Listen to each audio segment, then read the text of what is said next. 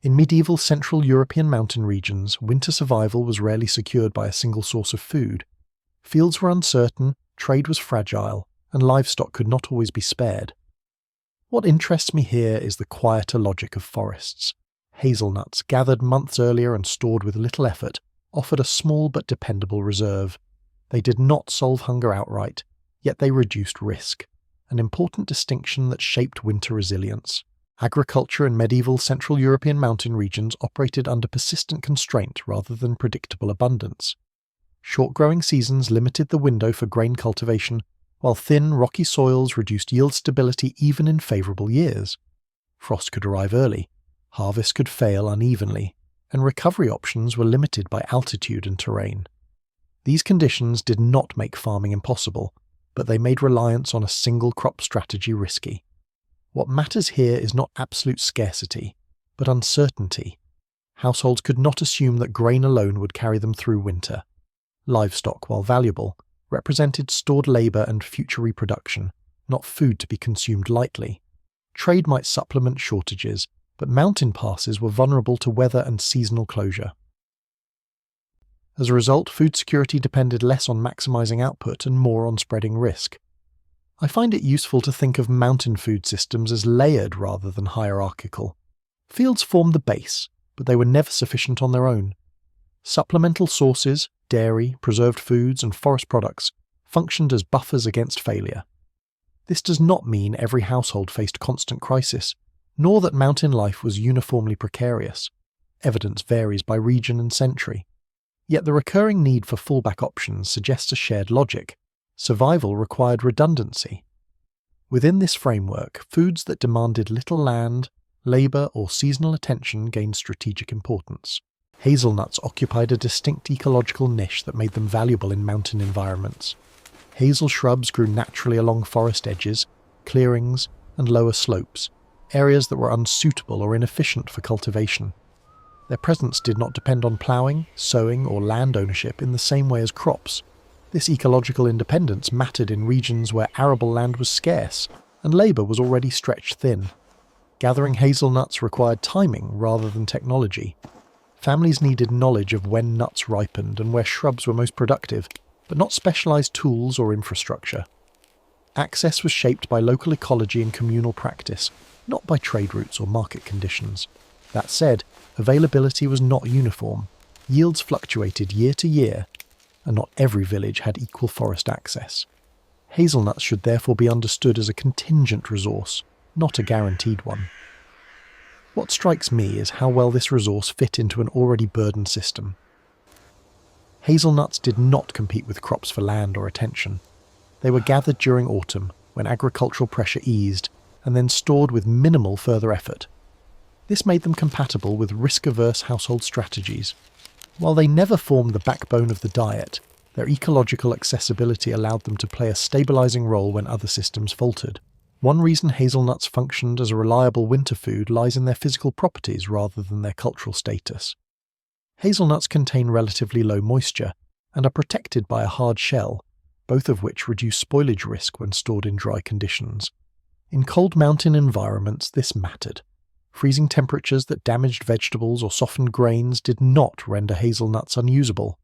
Once gathered and dried, they could simply remain in storage until needed. This kind of passive preservation fit households with limited time and resources. Unlike smoked meats or fermented foods, hazelnuts required little ongoing management. They did not demand fuel for processing or frequent inspection. That does not mean storage was effortless or foolproof. Poor ventilation or damp conditions could still lead to loss. Surviving evidence does not allow us to quantify typical storage durations precisely, and practices likely varied by region. I am struck by how much value lay in the ability to wait.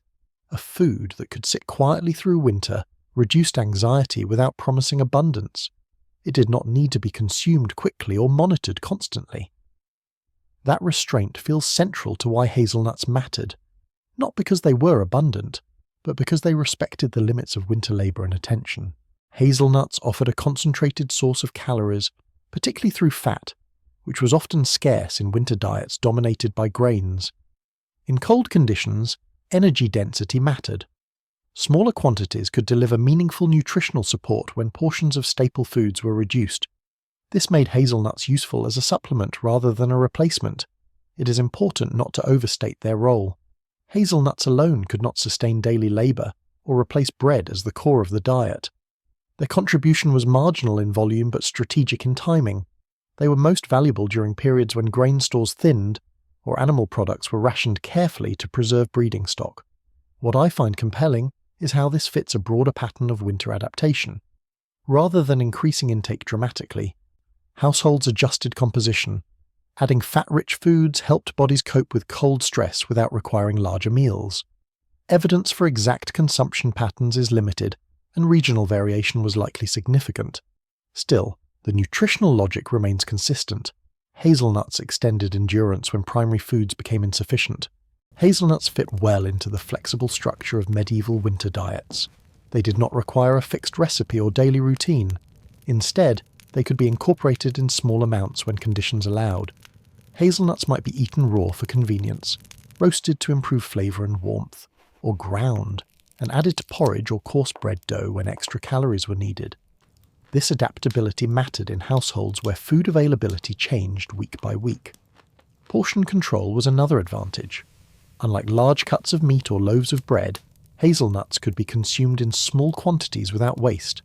This made them suitable for irregular use rather than scheduled meals. In winter, when households adjusted intake to stretch reserves, such flexibility reduced pressure on staple stores. It is worth noting that not all preparations were equally common. Written sources rarely describe precise recipes involving hazelnuts, and practices likely differed by region and social group. What can be inferred is functional use rather than culinary tradition. Hazelnuts did not introduce variety for its own sake. They served as a tool for adjustment. Their value lay in how easily they could be added or withheld depending on need.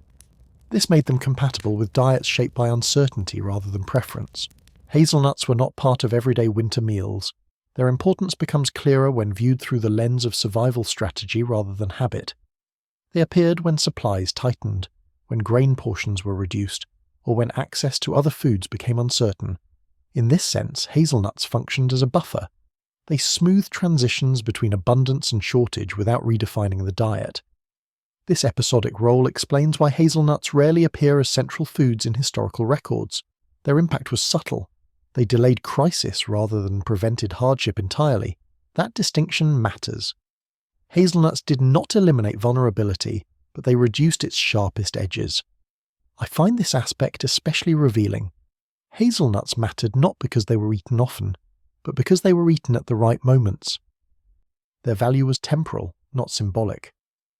They remind me that survival systems often rely on restraint and timing rather than visible abundance. In medieval mountain regions, small reserves like this could quietly extend endurance without drawing attention to themselves. Winter trade in medieval mountain regions was inherently unreliable. Snow-closed passes, weather-delayed caravans, and political or local disruptions could interrupt supply lines without warning. Imported foods, when they arrived at all, were often costly and unevenly distributed. Households could not plan winter survival around markets that functioned sporadically. Forest foods, including hazelnuts, reduced this dependency. Their availability was local, seasonal, and predictable within known limits. Once gathered in autumn, they no longer relied on external movement. This autonomy did not eliminate hardship, but it narrowed exposure to sudden shortages caused by trade failure. It would be inaccurate to suggest that mountain communities were isolated from trade entirely. Salt, metal tools, and some preserved foods still circulated. Yet winter resilience depended less on exchange and more on what had already been secured. Hazelnuts fit this logic well. They represented calories already inside the system, insulated from weather and price volatility. What stands out is how this reduced risk rather than increased abundance. Hazelnuts did not create surplus. They limited uncertainty. In environments where planning horizons were short and margins thin, reducing dependency could be as valuable as increasing supply. Their role illustrates how autonomy, even partial, shaped winter survival strategies. The usefulness of hazelnuts depended not only on their presence, but on knowledge. Families needed to know when nuts ripened, which locations yielded consistently, and how timing affected storage success. Gathering too early reduced quality, too late risked loss to animals or rot. These decisions were guided by observation rather than written instruction. Such knowledge was transmitted informally, through shared labour, seasonal routines, and correction over time. Children learned by accompanying adults, techniques adjusted to local conditions. This meant practices varied between regions and even between neighbouring communities. There was no universal method, only adaptive reasoning shaped by experience. This introduces an important boundary of certainty. Surviving sources rarely describe these practices in detail. What we can infer comes from ecological logic, archaeological context, and later, ethnographic parallels. Exact techniques likely differed, but the pattern of experiential learning remains consistent. What I find significant is that this knowledge reduced failure rates without requiring innovation. Hazelnuts did not demand new tools or systems, only attention and memory. In this way, food security was supported not just by resources but by accumulated understanding, quiet, local and resilient to disruption. Hazelnuts rarely formed the core of winter diets in medieval mountain regions. Grain, dairy and preserved animal products remained central where available. Yet focusing only on primary staples obscures how survival actually functioned. The importance of hazelnuts lay not in volume, but in timing, durability and low opportunity cost. They required no fields, little labour after collection, and no continuous processing. This made them strategically efficient.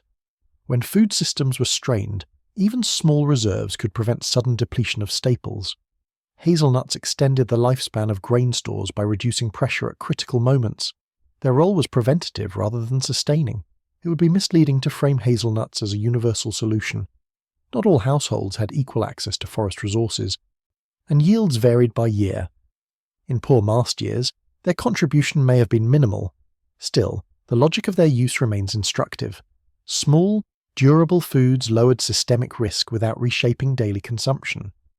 What becomes clear is that survival depended on layers.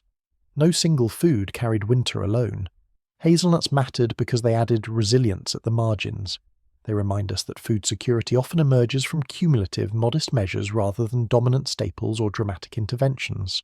Hazelnuts contributed stability rather than abundance to medieval winter diets in Central European mountain regions.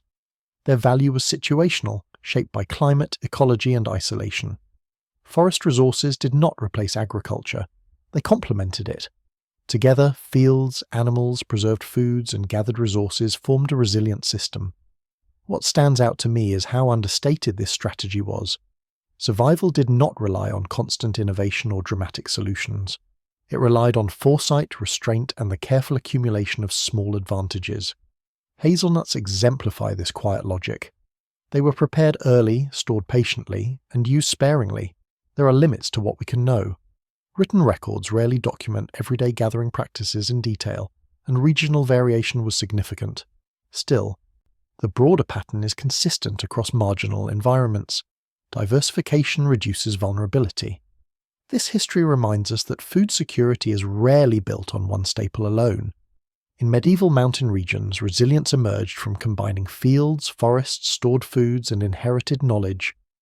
As modern societies face climate uncertainty, this layered approach remains relevant, not as a model to copy directly, but as a way of thinking about risk, adaptability, and quiet preparedness.